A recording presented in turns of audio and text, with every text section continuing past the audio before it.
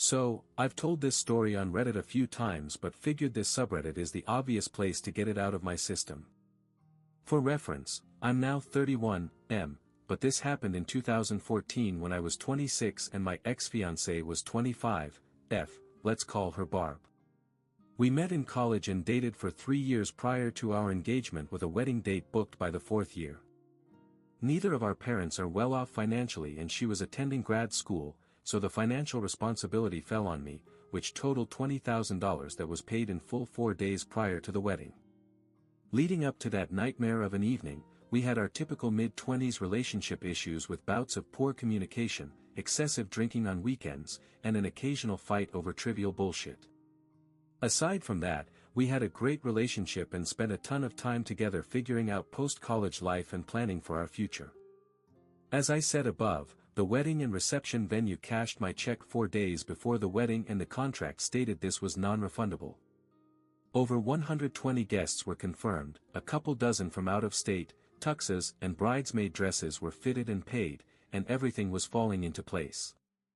Now let's get to the inevitable shitstorm of events that you're all interested in before I keep rambling. The night in question was a Friday evening in our new apartment that we'd moved into a few weeks prior, and we decided to have about a dozen friends over to pre-game and head out to the bars in town. Included in this group of friends was my buddy whom I've known since kindergarten, we'll call him Ricky.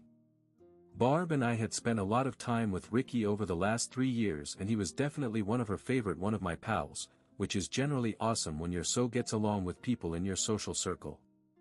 The night started at a local hookah lounge that was BYOB, so by the time we left there, a 1/5 of Jameson and 30 rack of Yangling were gone and everyone was buzzed. The next 3 hours were spent between 2 to 3 bars that resulted in the entire group devolving into a drunken, belligerent mess. Once the bars closed, most people went home with the exception of myself, Barb, Ricky, and another couple who came back to our apartment for a nightcap. Once back at our place, the couple only lasted another 20 minutes before calling it and making their way home, so I was left with Barb and friggin' Ricky. Earlier in the night at the hookah bar, I noticed Barb checking her phone more than usual, and simultaneously Ricky checking his phone after she would lock the screen. I almost put 2 and 2 together, but why would I worry about them planning anything shady 2 days before I was supposed to marry this girl? Back at my house, I was fairly sober and noticed all the booze was gone, so I was contemplating picking up a couple of 6-packs from a local spot that stays open until 3 a.m. Barb and Ricky were definitely on the liquor and tanked, but there was no reason to suspect anything sketchy would occur if I ran out for 20 minutes. Once in my car and preparing to exit my apartment complex, I got a sinking feeling in my gut that something wasn't right, and it completely freaked me out. So, I called my best bud and he agreed to be picked up and join me on the beer run and accompany me back to the apartment. After grabbing some Bud Heavies and returning home, we walked up to the sliding glass door that led to my living room that had a sectional to the immediate right.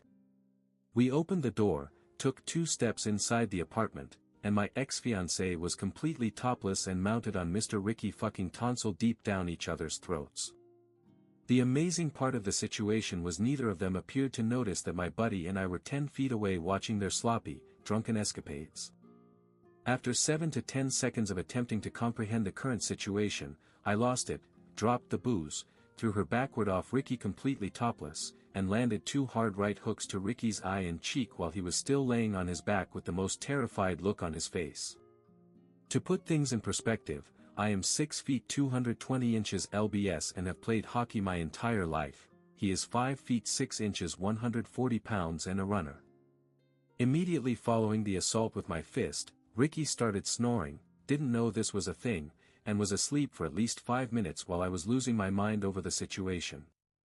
Without thinking, I called her parents about 10 times until they woke up and demanded they come to pick up their cheating daughter immediately. Their house was only 5 minutes down the road, so they walked in shortly thereafter while I was laying into Barb about her unforgivable, disgusting decision. Her parents frantically walked into me screaming at Barb, Ricky assed out on the couch, and my buddy mediating the situation. The first thing I told everyone was the wedding was fucking OFF. I demanded the ring back and said I'd rather lose $20,000 than spend the rest of my life with a cheating bitch. Her parents spent the next 20 minutes attempting to talk me out of it and occasionally defending Barb's actions, saying things like, "Why can't you forgive her?" or "Isn't it too late to cancel the wedding?" Meanwhile, Ricky woke up and the right side of his face had swollen to the size of a grapefruit and his left eye was completely shut. Kicking him out of the apartment was tough because he was too drunk to drive, so I called his brother that was 20 minutes away and spent that time laying into Barb, Ricky, and her parents. Surprisingly, I was able to stay level-headed enough to express my thoughts in such an extreme state of rage. The few times I've been this upset in the past, my brain felt like it was scrambled and I had a hard time condensing and forming my thoughts into logical statements. Not this time.